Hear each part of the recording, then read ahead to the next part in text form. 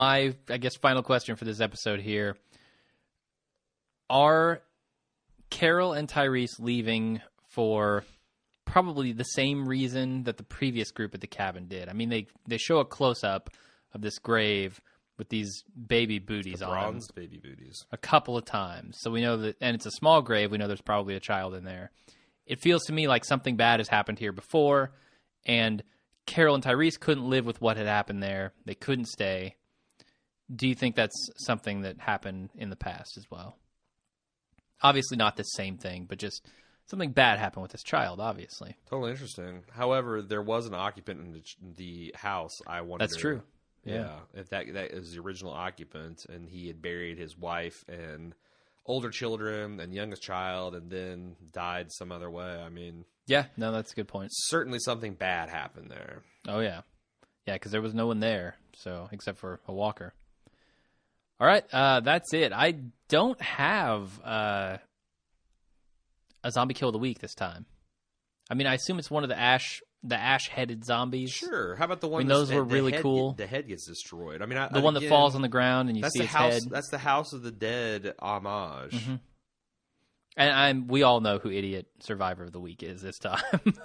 Can you give it to Lizzie? She didn't survive. But at the time that she was an idiot, she was a survivor. All right, I would nominate Carol for missing all the obvious signs of insanity. Okay, if we decide we couldn't give it to Lizzie. Okay. All right. And that's it for the recap. Why don't we do some pimping and then get to some feedback? Okay, so let's talk about this contest. Okay. We met a really cool dude, Richard, who's a fan of the show. Yep. And he and his wife are living the dream. They've started, and it's been a successful screen printing business. And he is now branching off, and he's wanting to do some art things, especially involving sci-fi and horror. And he's doing a lot of these really kind of Andy Warhol-esque prints involving like classic movie monsters. And he had a really cool print at the con that he sold out of, unfortunately, or we'd have snagged it, called Double Solo. Yeah. Where he did like a two chromatic shift of Han Solo, and it was very, very cool. I'm not doing it justice. You can go to his website at screenmonsters.com. But one thing he did a couple of Walker, some things specifically for Walker Stalker Con. He had like a Hypno Stalker, which is a basic screen print of Daryl. Mm-hmm. Although he'd probably deny it for legal reasons. With like this funky background. Yeah, the printed. one that kind of, when you have those like arrangements of black and white lines where it kind of looks like it's pulsating or you're tripping on acid. Yeah. He had a couple things like that, but he also had a couple silk screened angel wings that he's giving away. And he's giving away a set of those full size and kids. Yeah, he calls them the ass kickers. The little ass kicker wings. If you got a little ass kicker of your own that you wanted, these are sew on. They're not iron on, so you'd have to do a little bit of crafty stuff to get them to look right. But they are really cool. I got a picture of Jim. I'm holding them up on Jim's back that we're going to be posting to the website and Facebook.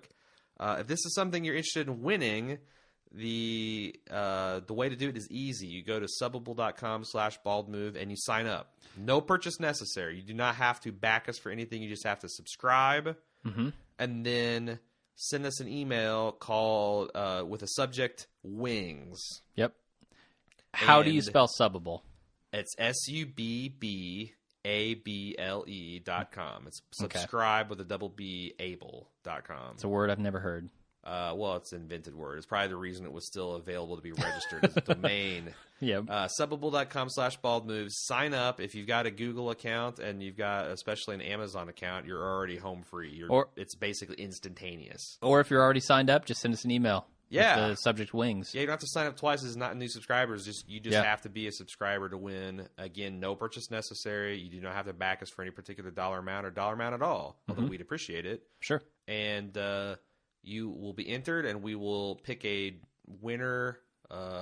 Probably. I'd say at the finale. How about the finale episode? Oh, 2 weeks from now. I think we need to do it this week. Before then? Yeah. All right. Well, then you better hurry up and get your entries in. We'll pick a winner by showtime on Sunday night. How about that? Wow, that's only 5 days, people. You need to get it in quick. Yeah. So don't procrastinate. Again, it's a two-step process. Make sure you're subscribed on subbable.com/baldmove. Then send us an email wings. Yeah, so we'll pick one person for the big wings and one person for the they're little ass going, kicker. I think they're going. They're to getting one, both. They're going to both. Yeah. Oh, only one winner. Okay. Yeah, only one winner. Act now. Supplies are limited. So, yeah, thank you, Richard, again, screenmonsters.com. We might be doing some other stuff with them in the future. Really cool to meet you. Yeah, very cool meeting you at the meetup. Also, I in our meetup at Walker Stalker Con, I felt like we haven't done a very good job describing the subbable model. So I'm going to spend about another 30 to 60 seconds talking about that. And because Jim and I, we figure we say it once and everybody gets it, and then we're shy about saying it again. Yeah. Subbable is just a website that allows a listener or a consumer of content to back and subscribe and pay for and be the patron of the person making the content. And you can do that with a one-time infusion of cash. You can say, I want to give Bald Move $1, and it's just going to be a one-time deal, and boom, they've got $1. Or you can say, I want to give them $1 every month. Let it be 12 months out of the year. And, this is an Amazon payment system. It's nice and safe and secure. And it takes that and gives that money into Gemini's pockets. The cool thing is we've got these perk levels. And every time you send us $1 or $5 or $10, you can gets converted into perk dollars.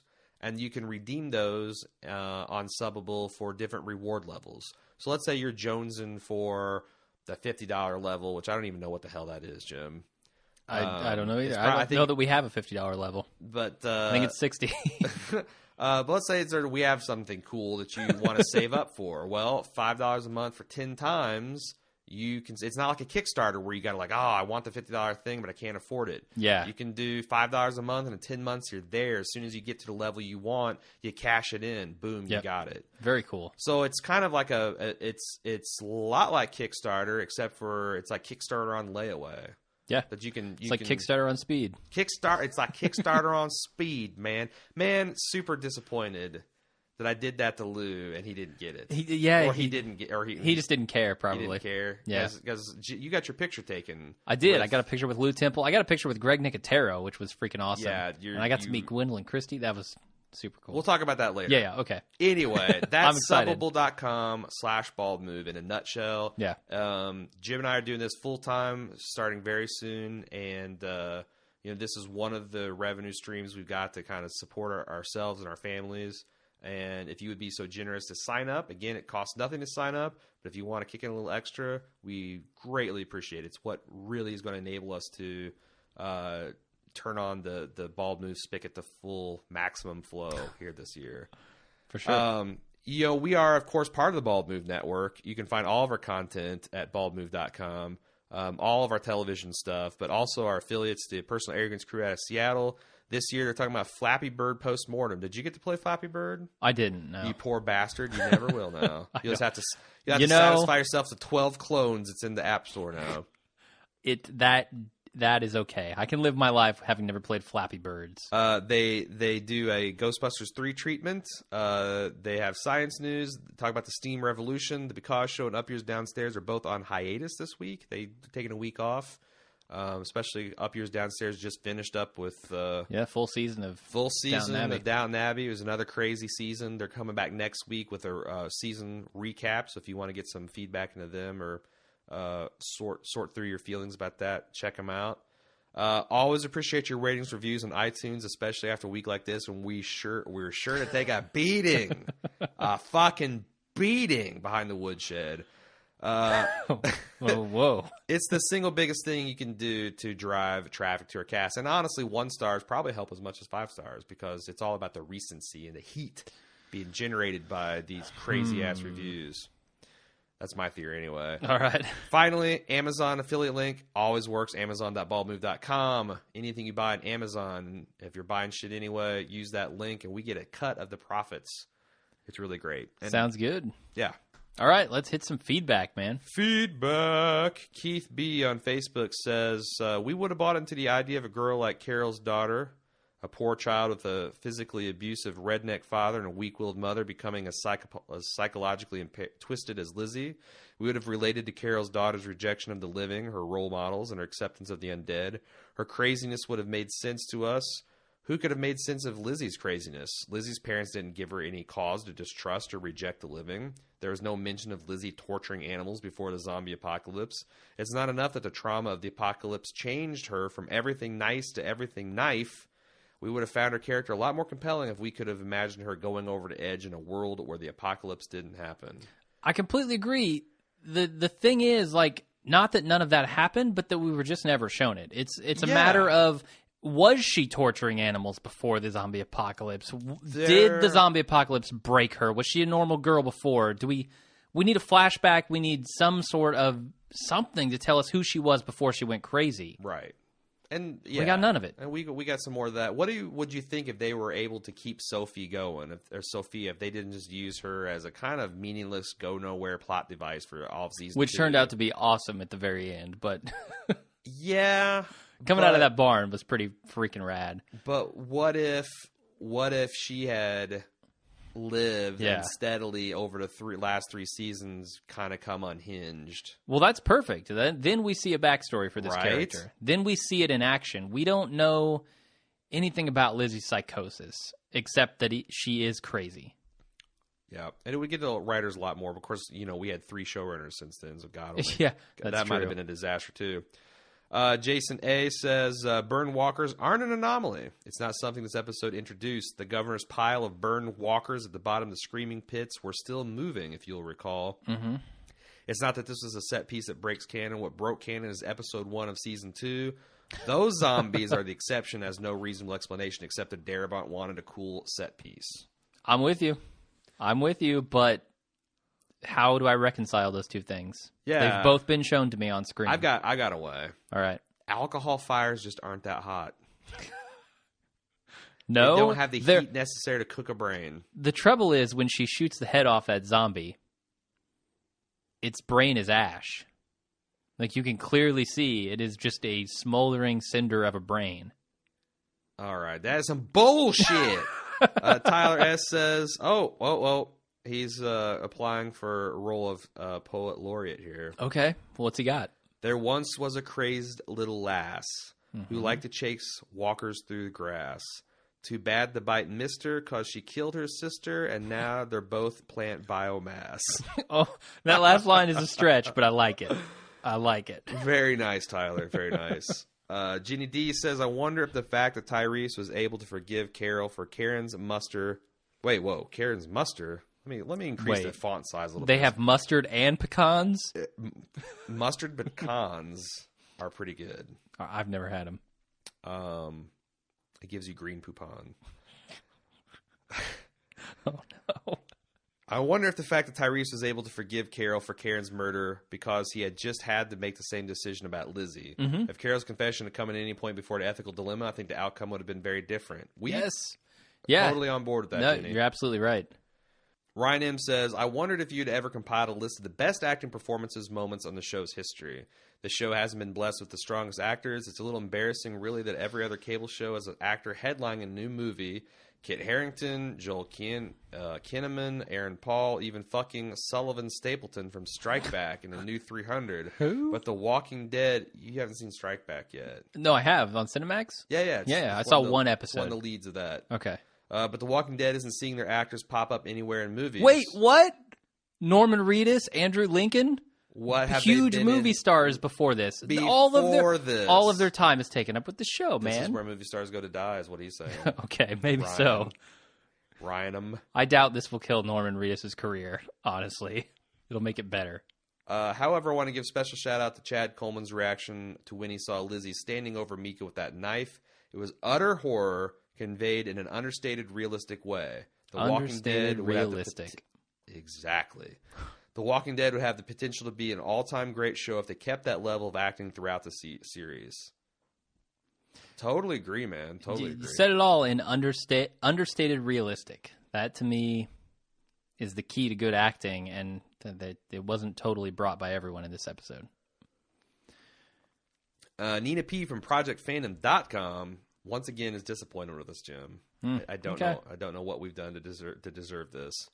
Shit all over the episode in our instant cast? Maybe. But we didn't. We didn't. We spent the first 10 minutes we spent praising. 10 months, the first 10 minutes like, all over this episode, man. We did, Rightfully so.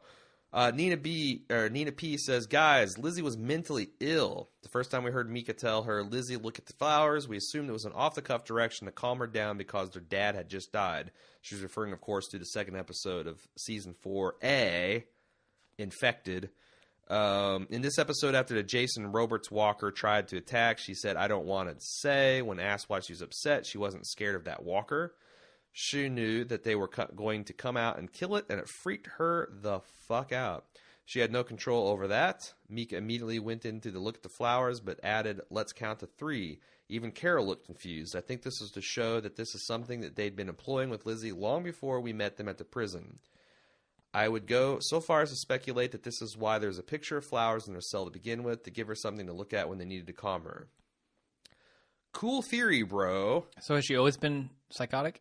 That's her theory, but that's something that's being read into the material that's not in evidence. And you can do that. Like the perfect example, Gale, Walking Dead, or Gale, Breaking Bad, happened to have a bust on his shelf of his apartment that had the face half peeled off. Mm-hmm. People are like, oh my God, that foreshadowed Gus. Fucking brilliant. Mm-hmm. Whether that's right or not, it had nothing to do with the mechanics of the plot. I'll give you a counterexample. So just let me finish my thought. Yeah, sorry. This is actually something that plot hinges on. Yeah. I don't think you can really assume that they had this elaborate flower therapy to deal with her. And if so, why wouldn't her father mention that before he died? Mm-hmm. And why wouldn't Mika have mentioned that? To Carol. It's like, this shouldn't be surprise. If it's a surprise to us as an audience, it shouldn't be a surprise to all the characters. It just feels like they're making shit up. What were you going to say, Jim? Let me address that point real quick. I think there is a tightrope you can walk, because I don't want characters to just monologue about everything that's important to their character development. Yeah, show, not tell. Sure. Show, not tell, but also you can imply quite a bit, like you were talking about earlier with just Melissa McBride's facial expression. Okay. Her understanding, I need to do something about Lizzie. She's crazy, but I can't. That's not explicitly drawn out in the episode, but it's something you can just figure out by watching the episode. But I think a lot of these theories, like especially with Bob, people are saying like, and this is totally blown out of the water now because we know that Bob wasn't dissecting the rats, none of that stuff. Right. But people are saying that Bob is like some lunatic as well. Or he was an agent of the governor. Or an agent of the governor, yeah, whatever you want to say, going back to the last half season. There's nothing on screen to tell us any of that. Is all speculation. Right. All of it, based on just ideas that might be cool. Right. That's fine. You can speculate, but the idea that they're not showing us something on screen that we need to know to understand what's actually going on is not cool. It's silly. I concur. Nina continues. Anyway, right before the walker came out, Mika assumed Lizzie was upset by the baby's grave, and Lizzie told her that she was upset because if they found walkers in there, they're going to kill them. If she can't talk them into sparing one like the incapacitated one on the tracks, or if she can talk them into sparing one like the incapacitated one on the tracks, she will. I think it is easier for her to kill the ones who were burned because they were so burned. She said something later in the table like, I understand when they're in groups like that, we have to kill them, but Lizzie will have to reason with Henry at the prison, lure Henry at the prison, female walker playing tag, and save Walker on tracks, a single walker if she can. Another one is like, okay, again, cool theory about her feeling sorry for the burned walkers, but where the hell is that? Because all the walkers are pretty fucking miserable condition physically. Yeah. Even the coverall dudes that she was feeding rats at the prison is an obviously rotted corpse. Yeah. So why did she, it's like, well, they're extra scary because they're burned. Again, that's a cool theory. I mean, yeah, maybe. But there's nothing on screen that says that. Yeah, if they would have wanted us to get that, they should have told us that. And if we somehow. just go by what we saw from the performances and what the character said, we have a kind of a jumbled mess where we have to put meaning on it as the audience. And I don't really like that. Yeah, it's tough when you're dealing with actual meaningful plot points. Like, if you want to read into some kind of theme or you want to read into, like, the meaning of a specific character's actions in one instance that doesn't necessarily have to do with the overarching plot, that's fine. But when we need to know a sequence of events here, and again, we need to understand it. The scenes with Carol and Tyrese are going to be much more weighted emotionally to the extent that we believe in all the characters. Sure, yeah. And I don't think anyone can say they really connected with Lizzie as a real little girl or someone to be pitied. I don't know if you can say that. You can't speak for everyone, certainly, right? I don't know. I mean, maybe some people did connect with him. You didn't. Really? You didn't. You can say that. Okay. Well, you're right. You're right.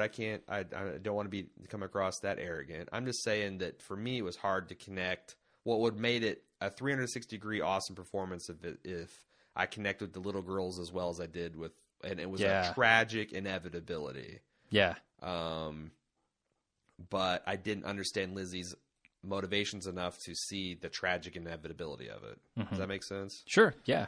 And apparently neither did Carol because she did nothing about it. So, all right, Daniel, or it might be Danielle. I might have fucking wrote that down wrong. From Australia, said, in our society, we fight to keep children alive. In wars, plagues, and pretty much every historical event, most people lay down their lives for children of all ages. I don't remember any great stories in history that involved people killing children as they made survival difficult. I think Judith offers tension to scenes that is a positive, not a negative, and you yourself as a father, I find it amazing you don't feel that. The scene of her crying on the rug near a dead Mika was chilling itself. Great imagery. I can't argue with that. For you to even suggest that the show could have or should have gone down a road of abandoning her to kill or killing her off would change the dynamic of the show, the characters, and frankly would be a disaster. It would make Carol and or Tyrese despised by much of the audience. Yes, but characters that you despise can be fucking interesting. That's true, yeah. I think Jim was spot on that it would be a very bad decision, and I'm struggling with your lobbying for Judith's head. I still think the writer Sear has a hope for the future, and frankly, that's a worldwide opinion when it comes to children in times of disaster and crisis. For me, it's a better show with Judith in it, as I know many people care that little bit more. I don't even know that that's true. There's certainly lots of stories in truly desperate situations where parents have to sacrifice their children or decide to sacrifice their children because they're driven mad by hunger or despair or fear. Lots of real examples in human history. I can't think of any in fiction. I want to say Grapes of Wrath, maybe. I haven't read that. That final scene where I can't remember if the young mother, her baby died. Anyway, I don't agree that keeping babies alive all the time is 100% the requirement of fiction. Keep digging, man. Keep digging. I don't believe we need to keep babies alive. But you're right. I mean, the scene of her crawling on a rug near dead Mika was chilling in itself. Great imagery. Yeah. The other thing you got to understand about me is I am really over the threat of her being dead and the fact that you faked me out into thinking her dead. Because again, I'll go back and say there's two ways she can be used. Icon, hope for the future, or sympathy magnet. And they've already played that button twice now. They have. Yeah, you're absolutely right. And do you think it's interesting that if they would just continue to do that? I mean, how many seasons? Let's say she's 2 years old and she's a toddler now. She's 3 years old. She becomes the Mary-Kate and Ashley Olsen of The Walking Dead. At what point do you say enough is a fucking enough? I think just go ahead and make the spinoff The Crawling Dead, and you're all good. Yeah, how do you get off easy, Mr. Zombaby?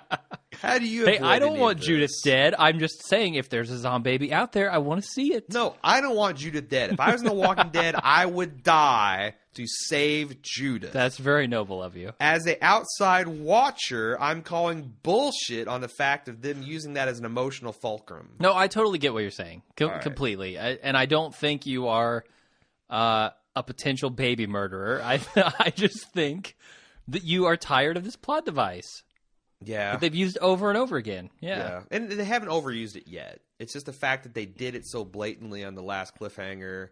Yeah. They did. And then again, it's like, do you trust the person? Then they tried to smother it. Like, pick a side. Go with it. Yeah, this is the third time now they've put her in mortal jeopardy to make us get an emotional reaction. How many more times can they go to that Walker polluted well and still get water?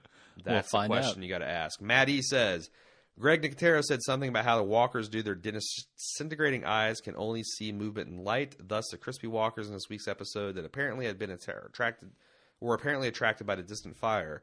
Weren't walkers coming straight at people standing still in thick fog just a week ago? Well, that was... They're also attracted to sound, right? Were they making noise? I don't know. They didn't much. I will say that I think that's one of the things the Darabont regime intended to do is stay very faithful to a set of facts in the zombie Bible. Yeah. And I think that other showrunners have played fast and loose. But it used to be that, zombies were first attracted by movement and sound and scent. And those were their key, like... I guess it should be scent, then sound, then movement in order of their keenness of senses. They were very good at smell. That was the last of their senses to go. They were very good at hearing, less so at seeing. There was a zombie Bible that came out for the show, right? We in the old zombie drill. We talked about it, which we need to release because we let that slip out at the meetup and people are clamoring for it. Okay. Sure. I don't know if they're knowing what they're clamoring for. They have no idea what they're getting. The Walking Dead pre-alpha version. Mm-hmm. It sometimes crashed on you. So yeah, I just don't. I mean, maybe the fog zombies were fresher zombies. They had more functioning eyes, but they still had hearing and smell. So what the hell? Kimberly M. said, totally understand your frustration and the motivations of Lizzie. Well, thank you. That's nice. What? I think it would have been cooler to slip inside her mind and see what she saw, kind of like a flash present. But I think the larger issue of the episode superseded the details. The fact that Carol and Tyrese have had come around to deal with Lizzie, that they had to do this together, is directly related back to Carol killing Karen and David on her own. Totally correct. Which leads to Carol's confession to Tyrese. She understands Carol's position, right or wrong, because they had just decided to kill Lizzie for the good of the group. Hard decisions all, but it comes full circle. The show has questions that it had to answer, and these episodes have been doing that, right? In order to go forward with a clean slate, I think. Yeah, I'm with you. I think this episode was very well plotted, aside from just not understanding Lizzie's motivations. And we talked about kind of and that was a path that took 14 episodes to get to. This wasn't a failure of this episode, although I argue that with the time they had and this was multiple failures leading up to it. And again, this episode is not a failure. Sure. This episode is really good. This episode was despite really the strong. Lack of foundation. Just like Lori's death was really affecting despite the fact that we didn't give a shit about her character. Yeah. Anything else to say, or should we move on? What do you think Lizzie POV looks like on film? You think it's just like a bunch of flowers and walkers like playing with her in the fields, like swinging around hand in hand? Yeah, circles? No, I feel like that the zombies are replaced by like unicorns and kittens. Okay, There's rainbows, and the people have like skulls over their faces, and it's kind of like the Cornify. Have you seen that? The Cornify plugin for like Chrome and Firefox that just randomly adds unicorns and rainbows to websites. No. I've seen the one that puts velociraptors at the bottom. Oh, well, same thing, only less horrifying. Okay. Joshua S. says, we really haven't learned anything new about... This is a negative Nelly. We really haven't learned anything new about the characters in this half of the season. Bob was lonely because he was alone. Daryl's a nobody who followed his brother around. Carl is a bitchy teenage boy with pudding addiction. We did find out about his pudding addiction. Tragic pudding addiction. Yeah, that's true. Maggie needs to find Glenn because he is all she has left. Sorry, Beth. The only person we really found anything out about was Michonne, but we kind of already knew that she had lost a child when she started bawling after holding Judith. Hilariously, he spelled bawling B-A-L-L-I-N-G. Like she's bawling. She's bawling out of control. She was. Did you see all the cash in her purse? I shouldn't pick on you, man, but that was super funny. Sorry. Just, I'm the guy that says Martinez. So. Right. The only person we found anything. Oh, wait. Sorry. I feel like they're wasting Chad Coleman the same way they wasted Michonne in season 3-1. Instead of getting the mean mugs, we get the confused Tyrese look, which looks like this. Sure. No. What? Was this email sent after this episode aired? Yeah. Because they definitely didn't waste Chad Coleman in this episode. We did get a lot of confused Tyrese, though. We did, yeah, and a lot of horrified Tyrese. Right. So I liked busted up Tyrese is what I liked. Look, they have not used Chad Coleman effectively in this series up until now. Okay, I will give you that, but this episode... fucking amazing. Uh-huh. And they're starting to get a feel over how to use, LG2. They're starting to get a feel of how to use this. I mean, they've got some serious acting talent on this show. Yeah. So I do think his point there, is a good one. And I would argue that up until now, I haven't seen anything that really indicated how good of an actress Melissa McBride was either. I have. I mean, there have been glimpses of it, but this episode is just a tornado. That time she went to town on her husband Ed's head in the first season. That's a long time ago. That was a lot of emotion shown. Yeah, I mean, maybe I just didn't... She did just... The thing is, she was written terribly in season 2. Yeah. By far other than like maybe Lori. Far, and Andrea. My God, the women. They just didn't have a good handle on the women in season 2. She wasn't written very well at all. Yeah. It was like passive aggressive. I'm mad at my daughter. I'm kind of sad. I'm kind of ambivalent. I don't feel anything. Really weird.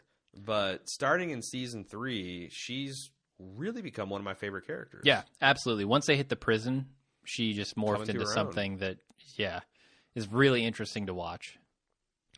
Lori C. said, I like that the show is giving the viewers attention or answers to lingering questions and the characters are talking to each other, not withholding information for just for the sake of drama. That said, I'm not sure I believe Tyrese would be so forgiving of Carol.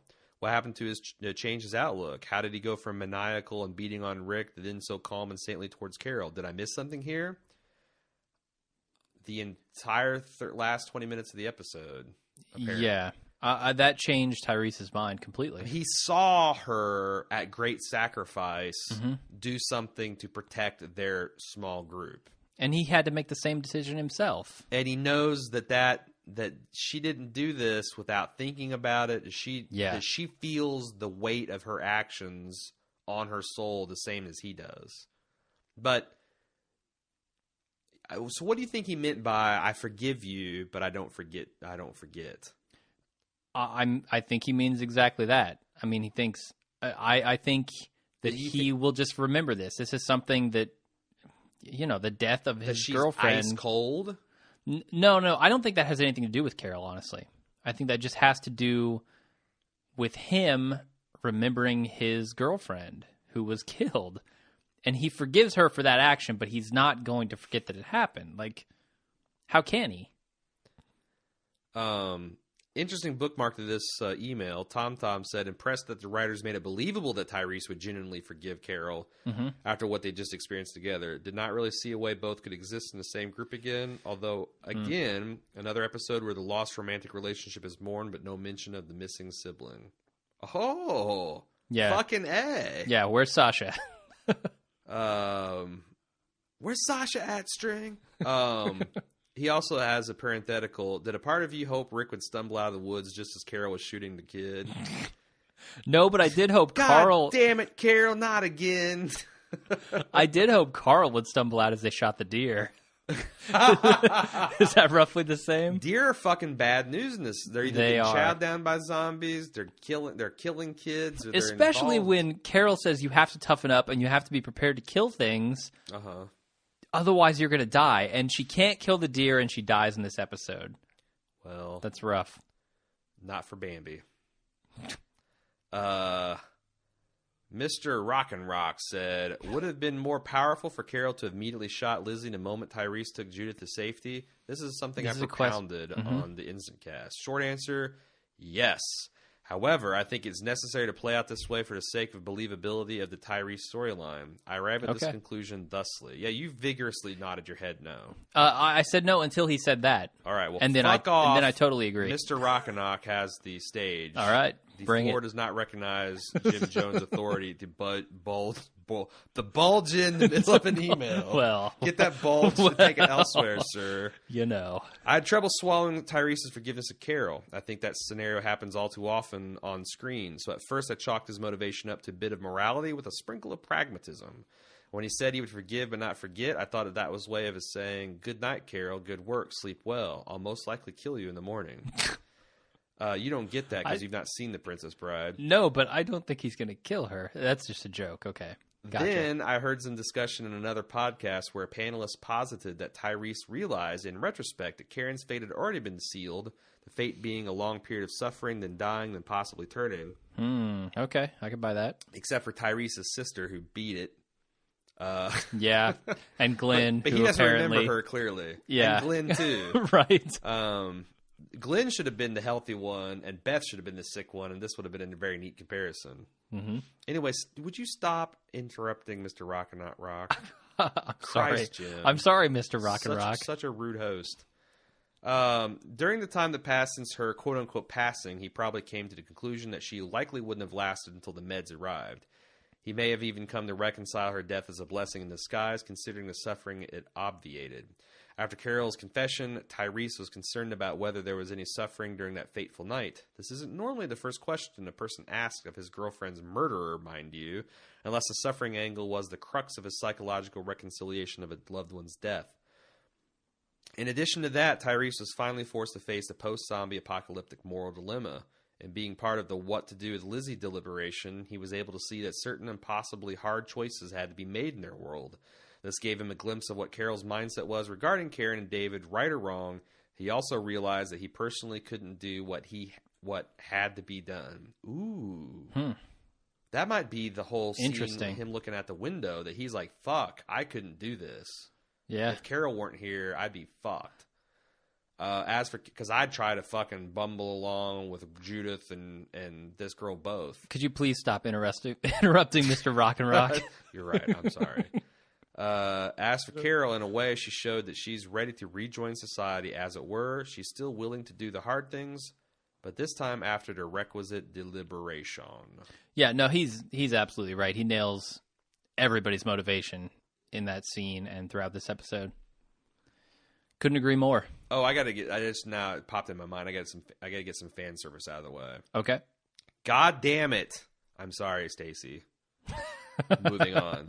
Okay. Lisa S-R said, I think that the writers were trying to get us to drop our guard when Lizzie started shooting the crispy zombies, and that way that Carol looked at her approvingly. So when Lizzie killed Mika, it was more of a shock. I'm with you. I would have liked to seen Lizzie with more consistency in her character and motivation. The way she flip-flopped made me lose interest in her character. And frankly, at the beginning of the show, I was shouting at the TV that I couldn't stand to watch her anymore of this storyline. Also, a reminder that the last thing that Carol said to Lizzie was, everything will turn out the way it should, which is what Lizzie's mom used to say to the girls.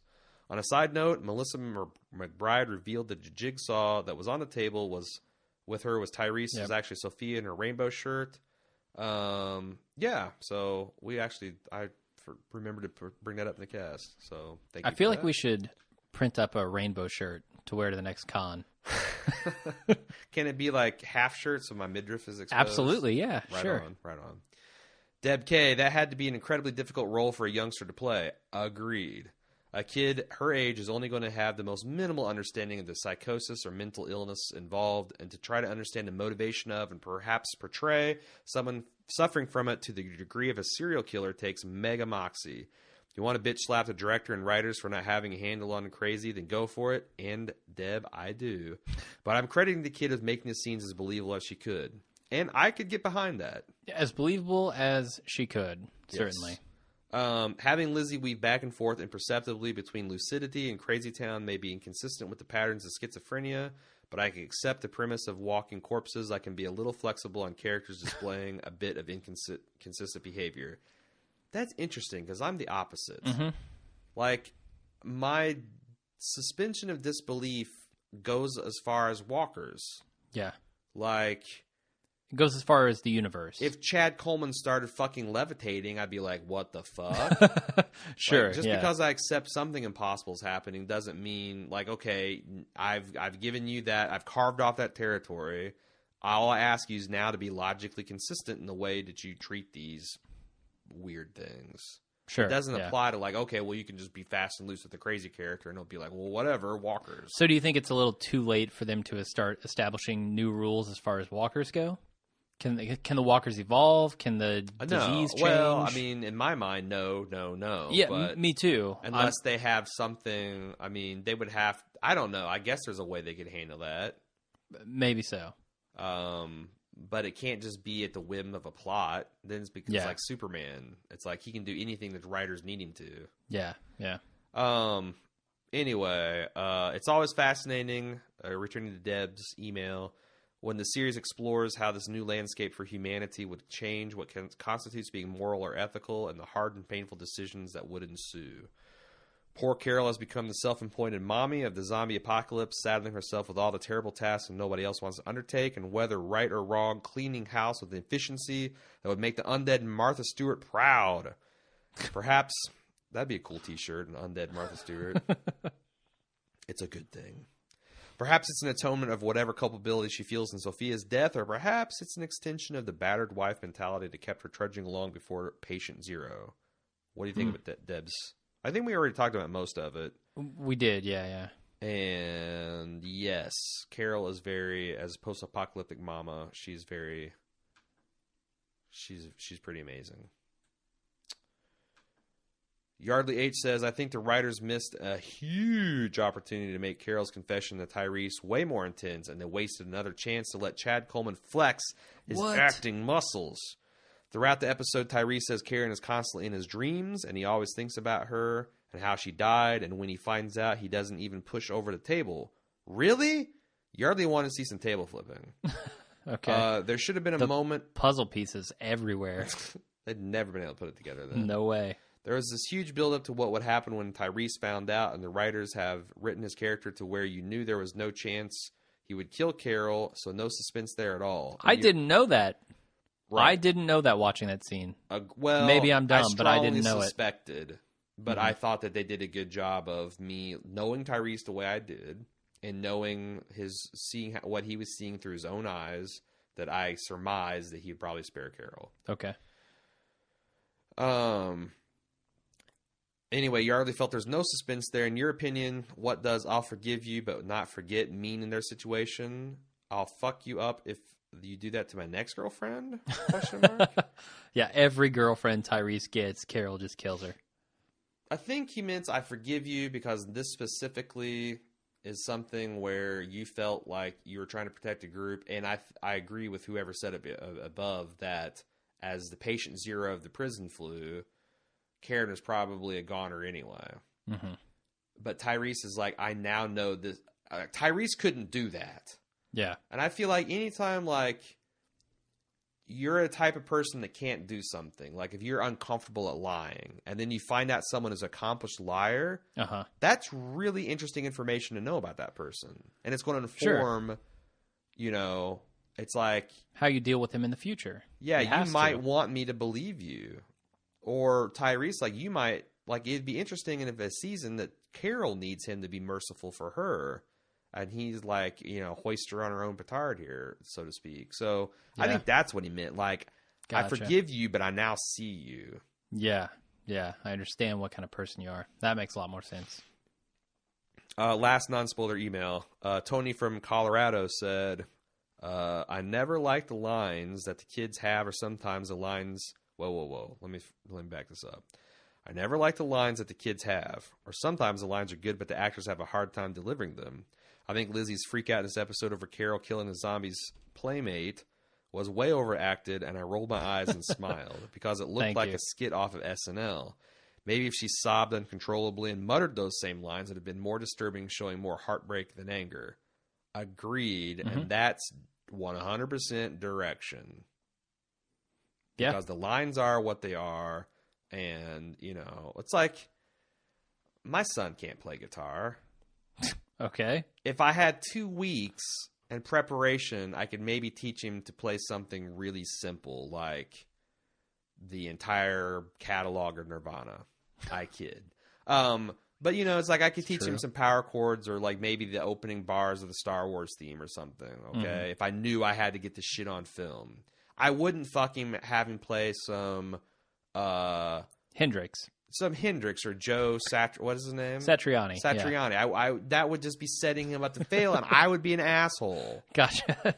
So, like, I feel like, again, I'm totally on I'm totally on Brighton's side here.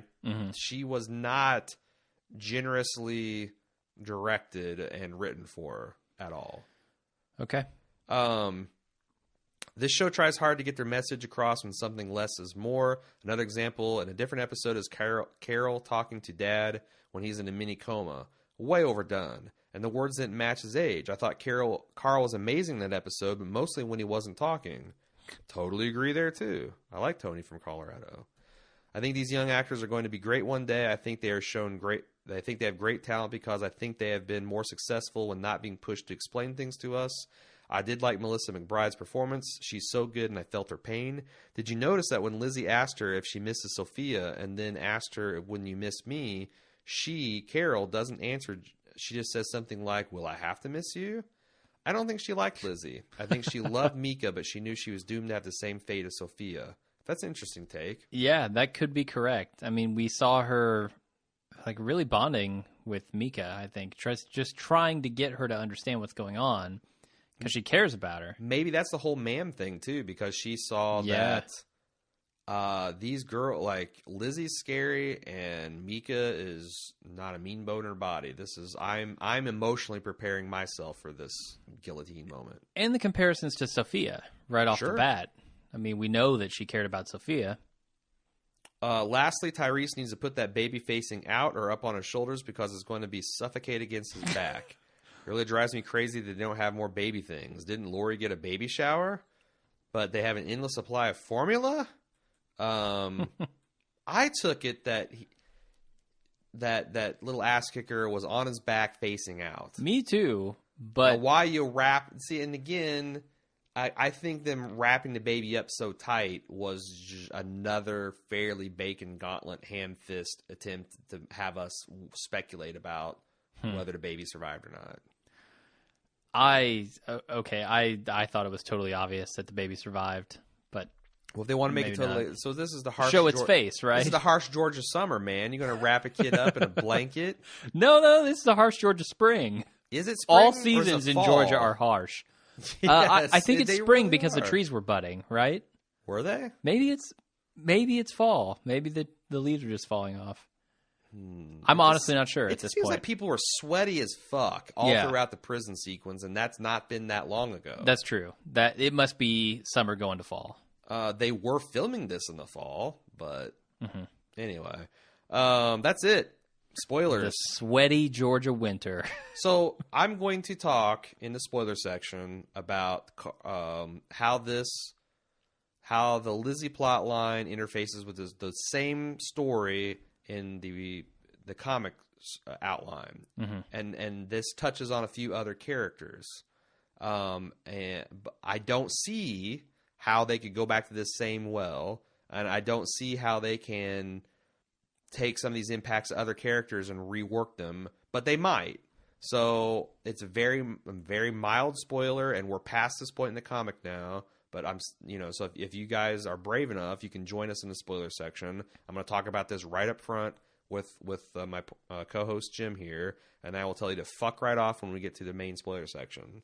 But that's kind of what I want to talk about. Okay, sounds good. Let's do an outro, and then let's get to it. Email. You want to give us some more? We had a lot this week. WatchingDead@baldmove.com. You can join our live threads on Facebook at facebook.com/baldmove. And Jim always holds down Twitter at baldmove.com. Yes, that is all true. And until next week, right after the episode, I'm Jim. And I'm A-Rod.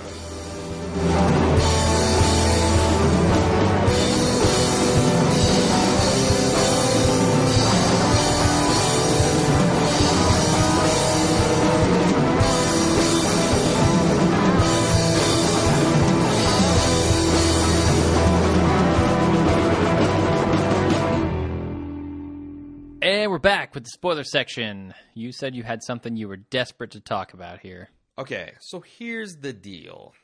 In the main comics,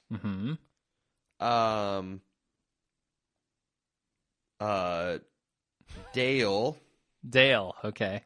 and another woman were raising these two twins that their parents had died.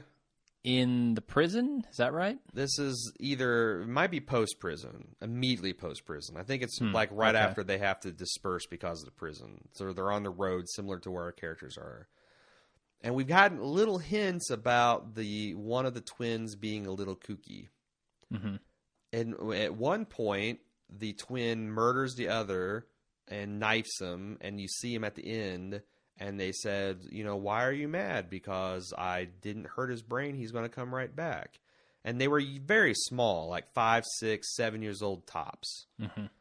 The strength of this is you can kind of see where kids at that age would get confused. And it was tragic because these kids weren't old enough to know right from wrong.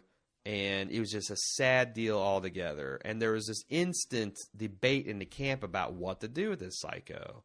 Because Dale and I forget who he was with. It wasn't Andrea. Maybe it was Andrea. They desperately wanted to, say that they just had their adopted son murdered by the other adopted son. And they wanted to save him. And Rick and a lot of the other group were like, I don't know what we can do. We can't, he established this rule that if you kill the living, then you're condemned for death. That's the bright rule that Rick lives by. Okay. And there's all this debate with the adults, and it was getting intense. And then you hear this gunshot, and everybody rushes over to the van where they've kind of held this kid in a cell, and fucking Carl cowboyed up and shot this kid and said, I did what you adults can't. Yeah. Or were refusing to do. I did what needed to be done. And he was only 8 or 9. He was much younger in the series too. Yeah. What really pisses me off is that I feel like every fucking time they have a chance to, in a believable way, age Carl mentally and emotionally.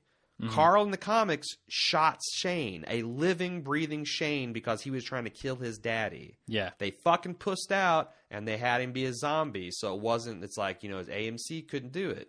Here again, another opportunity for Carl to do something even the adults couldn't do. And it's horrific. This isn't me like, oh, it'd have been so cool. Yeah, no. But they're well, obviously, I mean, it's not a baby, so... They're robbing Carl of these moments. And why? So you're saying that degrades his character? Yeah, I think so. And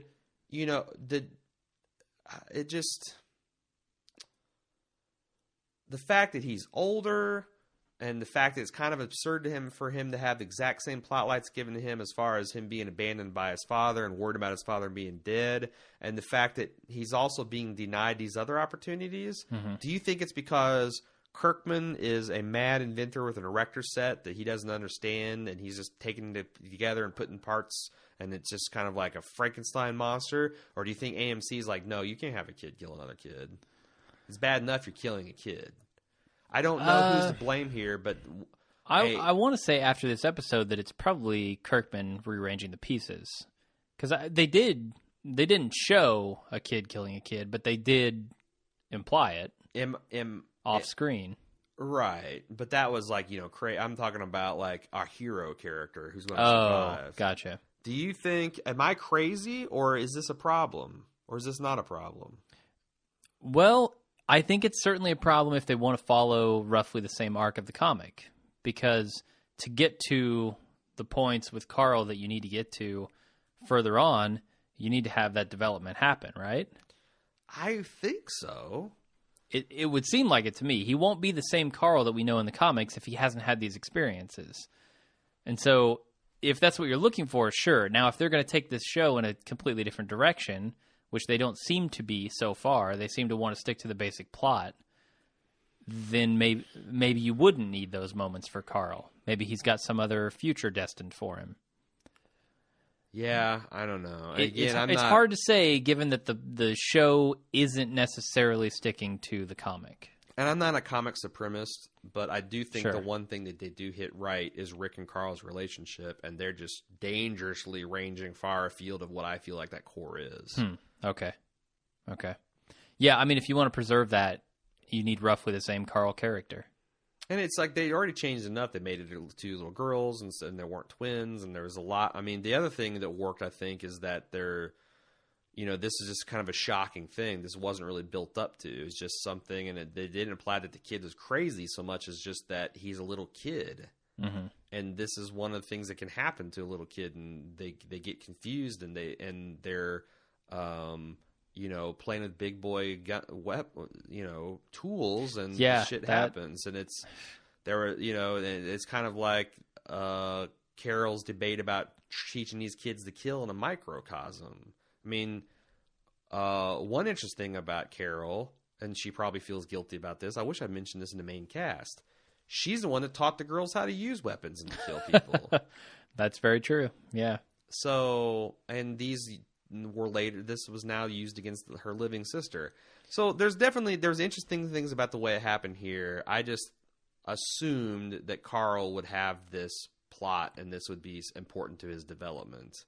Yeah. No, I think you're right, unless they want to take Carl in a different direction. I mean, it's arguable that maybe they already did that by having him, quote unquote, kill Lori. That was his maturing moment. Okay. Where he did something. I mean, none of the other people could do. Although that's not true, really. That may not be true, but in the moment, he certainly had to, and it did, I think, age him. It did mature him. He became a lot more like Carol than any of the other characters. Rolling on with Ginny D, double dipping in the spoiler section here. I wonder if this is leading to the affair. What the hell? I edited this badly.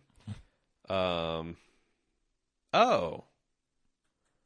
wonder if this plot line is leading up to the affair that Carol had with Tyrese in the comics. I'm really sorry that it wasn't Carl who put Lizzie down. She agrees with me. I think that it would have been fascinating, but also would have meant a long, drawn-out story with Lizzie still around, and that is one character I can do without. Thank you very much. Yeah, I mean, multiple things would have to be different for them to have pulled this off.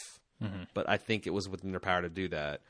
Carol and Tyrese affair? I mean, it's not really an affair at this point. Both of their significant others are dead.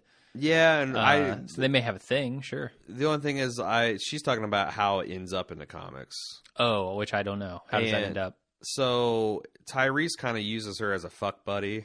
Okay. And she's not really serious. And the comic Carol is a very weak character. She goes from relationship, trying to feel loved and supported by various people. She suggests being in a polygamous marriage with Rick and Lori, and Lori spurns her for that, and several other. And then when Michonne shows up, Tyrese kind of falls in love with Michonne and spurns her. And they had a walker tied up in the prison that they were doing like experiments on, or like observing to try to learn from the enemy, which I don't think they do other than Poindexter enough in this series. And she decided to go and just go kiss this zombie. That this is someone that wanted her, and wow. And she kills herself by zombie. Mm-hmm. This Carol is way too strong to do something like that. Oh yeah. So. Oh yeah. And that's a positive improvement, I think, on the character. Sure. So I can't. I mean, maybe it would be the stupidest thing they've ever done, but it would feel like a very blatant portrayal of the character at this point. Mm-hmm. Vince R. said, "Here's a theory that's been turning over in my mind. I'm thinking that Daryl is going to assume the role that Dwight plays in the comics, the mole inside the enemy camp that gives Rick's band the insider info needed to mount the attack against Negan. Although, so he's in the camp that Negan's going to be appearing at the end of the episode, or maybe we've already met him. Okay. Although Dwight killed Abraham with a crossbow bolt, I'm not basing my theory on the bowman skills that Dwight and Daryl have in common. The idea first came to me 2 episodes ago when Beth and Daryl were having their heart-to-heart in a moonshiner's shack. Daryl admits that he needs a leader, good or bad, to follow, and Beth tells him that he will miss her when she is gone. Before seeing the Alone ep, I thought that Beth would have be killed, and Daryl, in his grief and despair, would fall in with the next strongman that he happened to meet. After terrorizing the countryside with his new pals, Daryl would regain the good side after the baddies mount an attack on Rick and eventually help Rick defeat the enemy. I think that alone followed that basic outline. Beth gone and Daryl joining the baddies, but Daryl's motivation is not grief. Regarding Joe's band, I don't think that they will turn out to be the Hunters or Negan's band. The Hunters were masters of stealth and camouflage, and Negan's guys are quite disciplined, if only out of fear of their leader. I think the producers know that they will never be able to portray the horror of cannibalism or the eventual slaughter of the Hunters by the good guys. Similarly, the brutality and sadism of Negan, not to mention his language, would be impossible to bring whole cloth to AMC. I think that Joel's band is going to be a sanitized amalgam of the bad guys to Rick's band's the Rick band's fight on the road to Alexandria and in the defense of Alexandria. The adaptation will not be a bad thing if Daryl's journey to the dark side, Daryl's journey to the dark side and back, and reunion with Rick's crew are handled properly. That is a lot of really cool theories. Some I vigorously agree with, and some I'm not so sure about. It's my position that we need the Hunter storyline to bring Rick's group from the confident band that repelled the governor's attack, although at the loss of their prison, to the confident, tough, badass band that feels like they can take on all comers, and that overconfidence then gets exploited by an evil character that's just as organized as Rick, and just as ruthless as Rick in his own way too. But you're right; AMC cannot film Negan as he's written in the comics. Negan's I haven't read that favorite word is fuck, and his second favorite word is motherfucker, and his third favorite word is cunt. So that's not going to fly on basic cable. Yeah, probably not. Probably not. They've used up all their birds, so now if interesting enough, AMC apparently if his favorite word was the N word or the other F bomb, that'd been fine. Because would it? Why? Because they've said those words unbleeped multiple times in this series. Okay. So that's weird culturally with this country, but I was just making a little commentary there. I do like the parallels between Daryl and Dwight though. And especially as it relates to Beth. Especially as it relates to Beth, but again, I'm not ready to give up the dream of the Hunters, and the fact that we've got so little left in this episode, I almost think that maybe the Hunters are going to be the big bads, and that they're are going to be distinct from Joe's group. They're going to be another group. They're maybe the group that abducted. I don't know, man. There's so many different things this way this could go. And only 2 more episodes. So we've already blown away where we thought we'd be when we looked at the episode titles and the synopsises and all that. So Tony from Colorado, another double dipper, said, "Love the comic book version of the storyline better. Billy and Ben were hardly given a notice other than as poor orphans, and who will look after them? It wasn't until Ben dissects a cat that you even know that something's wrong with him. They're younger in the comic, I think, which makes them all the more horrific. It's hard to write for kids. In the comic, they don't say much, which helps." Agreed. And what little they do say is with a fairly flat effect. So perfect. Get Mika in there. Yeah, Mika would have been. She worked out. I thought she was fine. But if Mika was, and another sister about her age or maybe another year younger. Yeah. But I don't know. Some of this might be AMC just be like, we can't kill a 7-year-old. We can't have a 7-year-old kill another 7-year-old and then have a 9-year-old kill them. No fucking way, you sickos. What kind of show are we making? Tara said, "You mentioned in Instant Cast that they would have had been a whole other level to have Carol and Tyrese lead the baby behind. But Carol specifically said that she can't have Lizzie under the same roof as Judith. Her main motivation for killing Lizzie was to keep Judith safe. It would not have made sense if they abandoned her after killing Lizzie. That said, I wish Carol and Tyrese hadn't gotten back to the girls until Judith was dead too. I want that zombie baby." I was thinking another way. Me too. I was thinking another way they could have gone was to keep Lizzie alive without a knife or other weapon, to make it to Terminus and meet up with Rick and Carl and Michonne, and then have Lizzie kill the baby and have Carl, maybe Rick too, find them and take out Lizzie comic book style. Yeah, I don't know why. You just don't like them going back to that well, right? Like the kids killing kids sort of thing, or what? Well, I mean, if they'd gone this, it wouldn't have gone back to the well because it wouldn't happen this way. That's true, yeah. But Carol wouldn't have killed the kid. To me, I don't think they can go back to the. I don't know. They're going to though. They're going to continue to put Judith in danger until they end up killing her. Yeah, I just hope the next time they either make it final and give me my zombie, or they just don't do it again. That'd be nice. That's all we got. All right, sounds good. Well, it's been a long cast, so All right. I think we should call it here. Say that we'll see everybody next week after the episode. And until then, I'm Jim. And I'm Aaron. See ya.